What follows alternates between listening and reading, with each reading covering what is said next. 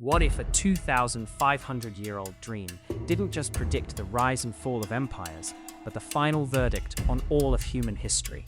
What if the key to our past, and a terrifying preview of our future, was captured in a vision so bizarre, the man who saw it was sick for days? In Daniel chapter 7, the prophet sees a storm-tossed sea, and from its chaotic waves, 4 grotesque beasts emerge. There's a lion with eagle's wings, a lopsided bear chewing on 3 ribs, a lightning-fast leopard with 4 heads, and a 4th beast so terrible it defies comparison. From this final monster, a small, arrogant horn sprouts, shouting blasphemies against God. But just when it seems this dark power is winning, the scene shifts to the courtroom of heaven. There, the Ancient of Days, a majestic figure, takes his throne. The court is seated, the books are opened, and a judgment is about to decide the fate of the world forever. Many have heard of these prophecies, but few grasp the stunning historical accuracy packed into them. So, what if we could decode it all? That's what we're about to do. We're breaking down every symbol to see how the first 3 beasts map onto history with chilling precision. What that reveals about the 4th beast and its boastful horn, and how this ancient vision offers a powerful message of hope. This isn't just an old story, it's a roadmap of history from God's perspective.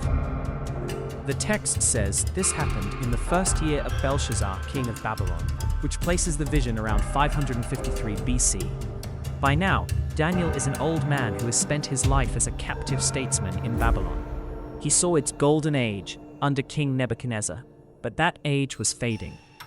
The Medo-Persian Empire was on the horizon, ready to bring Babylon to its knees.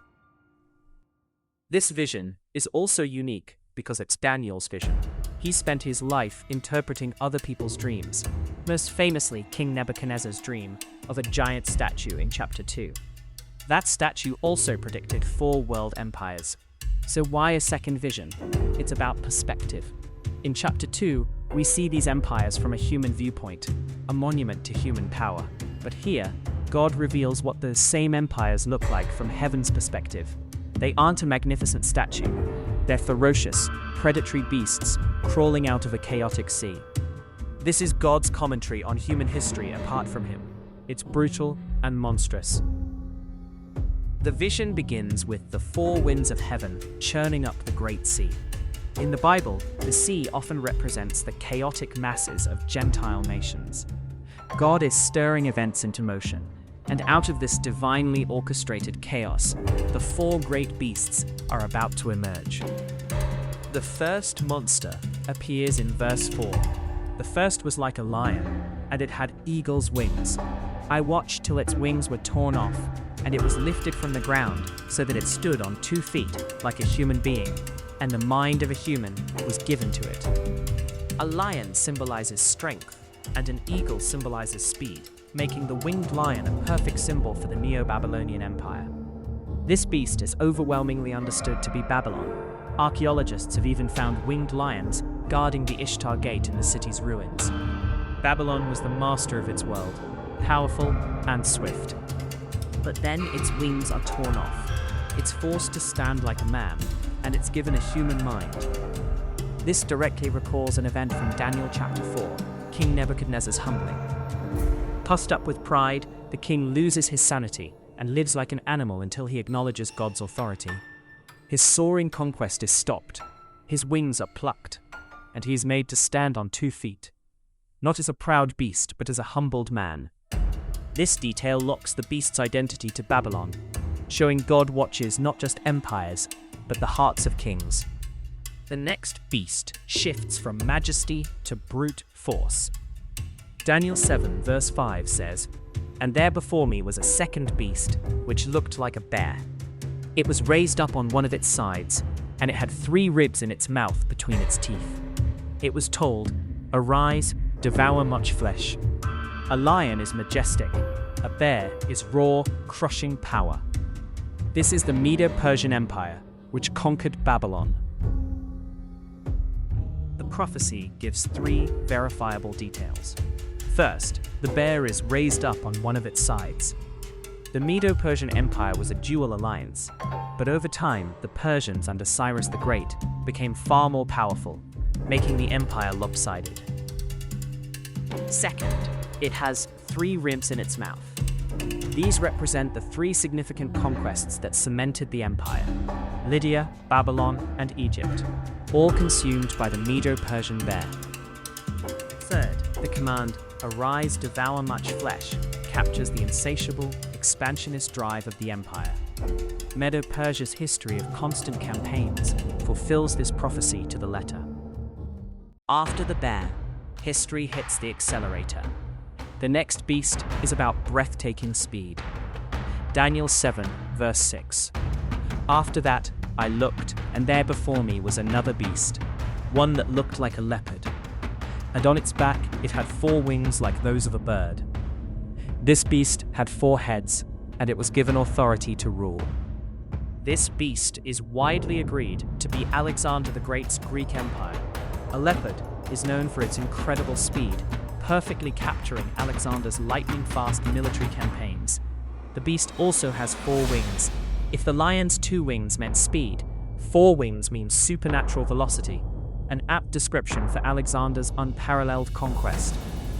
Then comes the most undeniable detail. This beast had 4 heads. This makes perfect sense in light of what happened after Alexander's sudden death in 323 BC. With no heir, his massive empire was thrown into chaos. After decades of war, the empire was fractured and divided among 4 of his generals: Cassander, Lysimachus, Ptolemy, and Seleucus. The beast now had 4 heads. The vision, given over 200 years before it happened, didn't just predict the rise of Greece, but its unique 4-way split. This detail is so specific, critics argue the book must have been written after the fact. But for believers, it's powerful proof of divine inspiration. What Daniel sees next is different. It's pure nightmare fuel. He says in verse 7, "There before me was a 4th beast, terrifying and frightening and very powerful. It had large iron teeth. It was devouring, breaking in pieces, and trampling the residue with its feet. It was different from all the beasts that were before it, and it had 10 horns." This beast has no animal name, because nothing on earth compares. It has large iron teeth, connecting to Daniel chapter 2, where the 4th kingdom had legs of iron that would crush and break all the others. This kingdom doesn't just conquer, it annihilates. Historically, the kingdom that followed Greece and fit this description perfectly was the Roman Empire. Rome was different, a military machine whose legions were the most brutal and efficient fighting force the world had seen. Devouring, breaking in pieces, and trampling is a perfect summary of Roman policy. The beast also had 10 horns. In prophecy, horns symbolize kings or kingdoms. This means the Roman Empire would eventually splinter into subsequent kingdoms, pointing to the collapse of the Western Roman Empire around 476 AD, when various tribes carved up its territories, forming the foundations of modern Europe. From this landscape, the story's main villain appears. As Daniel watches the 10 horns, a new character emerges. Verse 8 says, "There was another horn, a little one, coming up among them, before whom 3 of the first horns were plucked out by the roots. And there, in this horn, were eyes like the eyes of a man, and a mouth speaking pompous words." This is the plot twist. The main threat is this little horn. It rises from the 4th kingdom, Rome, and uproots 3 other kingdoms to consolidate power. It has eyes like a man, signifying cunning intelligence, but its defining feature is a mouth speaking pompous words against God. This horn wages war against the saints of the Most High, God's people. It intends to change times and law, trying to alter divine order, and persecutes the saints for a time and times and half a time, a prophetic period of 3.5 years. So who is this little horn? It's one of prophecy's most debated questions. Some see the Greek king Antiochus IV Epiphanes. Others point to the medieval papacy. A prominent modern view is that the little horn is a final end-times ruler, the Antichrist, who will arise from a revived Roman territory, persecute believers during a final great tribulation, and aligns with the man of lawlessness in 2 Thessalonians and the beast of Revelation 13. While the arrogant horn persecutes God's people on earth, the scene pans to heaven for history's true climax. Verses 9 and 10 read, "I watched till thrones were put in place, and the Ancient of Days was seated. His garment was white as snow, and the hair of his head was like pure wool. His throne was a fiery flame, its wheels a burning fire. The court was seated, and the books were opened." The tone shifts from horror to absolute awe. On a supreme throne sits the Ancient of Days, God the Father. His appearance is pure brilliance, a garment white as snow for righteousness, and hair like pure wool for wisdom. His throne is a fiery flame, with wheels of burning fire, symbols of holiness and judgment that can move anywhere. Then, the critical moment. The court was seated, and the books were opened. These books record humanity's deeds. Every arrogant word from the little horn has been recorded. The verdict is swift. Verse 11 says the beast was slain, and its body destroyed in a burning flame. The court of heaven has spoken. With the monstrous kingdoms gone, a new figure appears. Verses 13 and 14. "I was watching in the night visions, and behold, one like the Son of Man, coming with the clouds of heaven. He came to the Ancient of Days. Then to him was given dominion and glory and a kingdom, that all peoples, nations, and languages should serve him. His dominion is an everlasting dominion, and his kingdom the one which shall not be destroyed." This is a crucial messianic prophecy. After a parade of inhuman monsters, the one worthy to rule is one like the Son of Man, a human being yet more. He comes with the clouds of heaven, a biblical act reserved for God. He is both human and divine. We don't have to guess who this is. Jesus Christ constantly used this title for himself. On trial, when asked if he was the Christ, Jesus quoted this very passage, applying it to himself. He approaches the Ancient of Days, and a coronation takes place. The Father gives the Son a kingdom. But this kingdom is different. It's universal. All peoples, nations, and languages should serve him. And it's eternal. It shall not be destroyed. This is the final resolution. The violent kingdoms of men are replaced by the permanent, glorious kingdom of the Son of Man.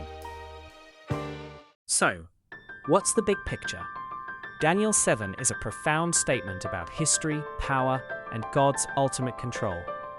From heaven's viewpoint, the glorious empires of man, Babylon, Persia, Greece, Rome, are revealed as ravenous wild beasts. The little horn personifies human rebellion, arrogant, blasphemous, and driven to persecute God's people. But most importantly, Daniel 7 is a message of unbreakable hope.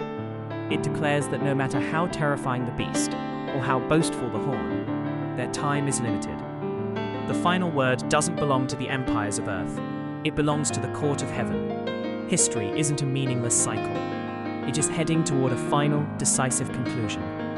And in that conclusion, the kingdom is given to the Son of Man, Jesus Christ, and to his people. That is the anchor of hope this prophecy gives. It reminds us that no matter how chaotic the sea gets, the court is seated, the books will be opened, and the kingdom belongs to the Son of Man forever. This chapter is incredibly deep. What are your thoughts on the identity of the fourth beast or the little horn? Let me know in the comments below. I genuinely love to hear your perspective. If you found this deep dive valuable, do us a huge favor and hit that subscribe button and turn on notifications so you won't miss our next prophetic breakdown. And if you want to see this timeline from a different angle, check out our video on Daniel chapter 2, where these same empires are seen as a giant statue. Thanks for watching, and may we all live with the confident hope of the everlasting kingdom with Jesus Christ.